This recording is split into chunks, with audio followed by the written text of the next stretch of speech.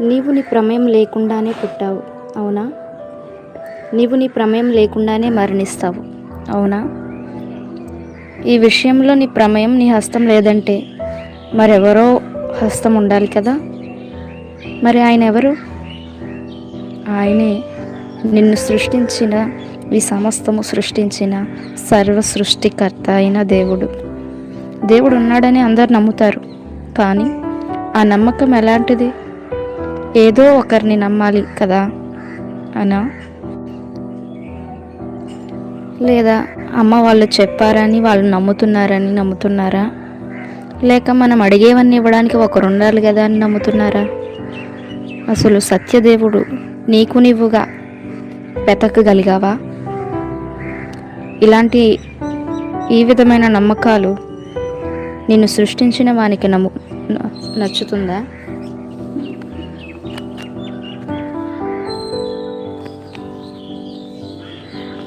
నిన్ను సృష్టించిన వాడు నీవు ఏ విధంగా ఉండాలని ఆశిస్తున్నాడు? తనలాగే ఉండాలని ఆశిస్తారు. మరి ఆయన ఎలా ఉంటారు? ఆయన యథార్థవంతుడు, సత్యవంతుడు, పరిశుద్ధుడు. మంచి చెడు తెలుసుకునే జ్ఞానం దేవుడు మనకిచ్చాడు. చెడు ఏంటో మంచి ఏంటో మనకు తెలుసు. చెడు చేయకూడదు, మంచి చేయాలి అని మన మనసు చెప్తుంది. మరి నిన్ను సృష్టించిన దేవుడు, నిన్ను సృష్టించి నీకు జ్ఞానం ఇచ్చిన దేవుడు చెడును విసర్జించడా? చెడును అసహించుకునేవాడే దేవుడు. ప్రస్తుతం అందరం కూడా మనం ఏదో గొప్పవారం అని దేవుని అనేక రీతిలుగా ప్రశ్నిస్తాం. ప్రశ్నించడానికి మనం తగిన వారమేనా? ఇది ఎలా ఉందంటే కుండ కుమ్మరి వారిని ప్రశ్నించినట్లు. త్రొక్కివేయబడిన, పారవేయబడిన, పనికిరాని మట్టిని తీసుకుని కుమ్మరివాడు దానికి ఒక ఆకారాన్ని ఇచ్చి, మంచి రూపాన్ని ఇచ్చి, దానికి మంచి విలువనిచ్చేలాగా తయారు చేస్తారు. అలాగే ఏ యోగ్యత లేని మంటివారమైన మనకి ఆయన తన రూపాన్నిచ్చి, తన ఆత్మనిచ్చి, కీర్తి, ఘనత, జ్ఞాన సంపదలిచ్చి మనల్ని ఒక స్థాయికి తీసుకొస్తే, ఆయన భిక్ష వల్ల మనం బ్రతుకుతూ ఉంటే తిరిగి ఆయన్ని ప్రశ్నించే అంత గొప్పవారిలా ఫీల్ అవుతున్నాం. ఇది ఎంత మూర్ఖత్వమో కదా. దేవుడు, ఈ సృష్టికర్త అయిన దేవుడు మనల్ని బ్రతికించి, సృష్టించి మనల్ని ఈ లోకానికి ఎందుకు పంపించారు? చెడు చేసి మన ఇష్టానుసారంగా జీవిస్తామనా? సృష్టించిన వారిని మరిచి బ్రతుకుతామని, పాపం చేస్తామని ఆయన లోకానికి పంపించారా? మీరే చెప్పండి. కాదు కదా. ఆయన తన పిల్లలుగా సృష్టించబడిన మన ద్వారా మహిమ తెచ్చుకోవాలని, మంచి చెయ్యాలని ఆయన మన ద్వారా ఆశిస్తున్నారు.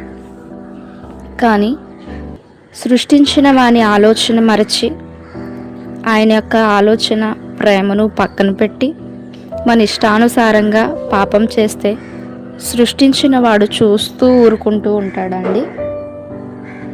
ఆయన చేత కానివాడా? ప్రతి వాడు చేయు పనులకు ప్రతిఫలం ఇచ్చు నిమిత్తమై పరలోకం, నరకం ఏర్పాటు చేశాడు.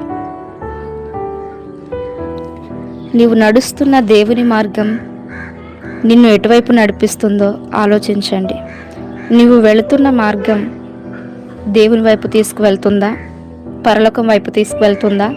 లేదా నరకం వైపు తీసుకువెళ్తుందేమో జాగ్రత్త పడండి.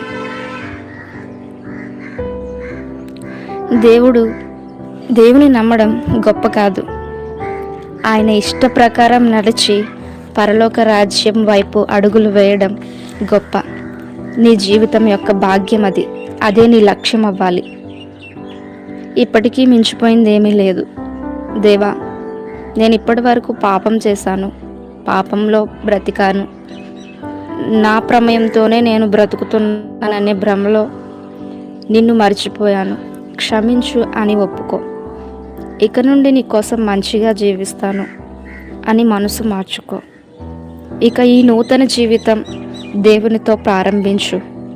ముగింపు గొప్పగా ఉండేలా జాగ్రత్త పడి నీ నడకలు, నీ అడుగులు దేవుడు వేసిన అడుగుల్లోనే వెయ్యి. ఈ మాటల ద్వారా దేవుడు నీతో మాట్లాడుతున్నాడు అని గ్రహించు. ఈ మాటలకు నీవు లోబడినట్లయితే, ఆదియందు వాక్యం ఉంది, ఆ వాక్యము దేవుని యొద్ద ఉంది, ఆ వాక్యమే దేవుడై ఉన్నాడు. దేవుడు ఏదో ఒక రీతిగా నీతో మాట్లాడతాడు. ఆ మాటలను నిర్లక్ష్యం చేయకూడదు. లోబడితే నీవు అడిగిన ప్రతిదానికే దేవుడు సమాధానం ఇస్తాను అంటున్నాడు. ఆయన నీకు ఎప్పుడు తోడుగానే ఉంటారు. ఆయన నిన్ను ఎప్పుడు విడిచిపెట్టడు. నీ ఇష్టంతో సృష్టించుకున్న దేవుడు నిన్ను ఎలా విడిచిపెడతారు? మనమే ఏదొక వస్తువు కానీ, చిన్నప్పుడైతే బంకమట్టితో బొమ్మలు చేసుకున్న బొమ్మని పడేస్తామా? చాలా భద్రంగా దాచుకుంటాం. అలాగే ఏదైనా మనకి ఇష్టమైన దాన్ని కొనుక్కున్నాం అనుకోండి, దాన్ని విడిచిపెడతామా? దాన్ని చాలా భద్రంగా దాచుకుంటాం. అలాగే దేవుడు మనల్ని ఎంతో ప్రేమతో తయారు చేసుకున్నాడు కాబట్టి మనల్ని ఆయన ఎంతో భద్రంగా కాపాడుకోవాలని, నరకానికి పోకుండా మనల్ని అనుక్షణం కాపాడుతున్నాడు. అయితే మనం ఆయన చేతుల్లోంచి దూరంగా వెళ్ళిపోతున్నాం కాబట్టి మనం మరొకసారి జ్ఞాపకం చేసుకోవాలి. నీవైతే ఒంటరివి కాదు, ఆయన ఎప్పుడూ నీకు తోడుగా ఉన్నాడు. ఆయన నీ బ్రతుకును అనేకులకు మాదిరికరంగా మారుస్తాడు. God bless you. Praise the lord.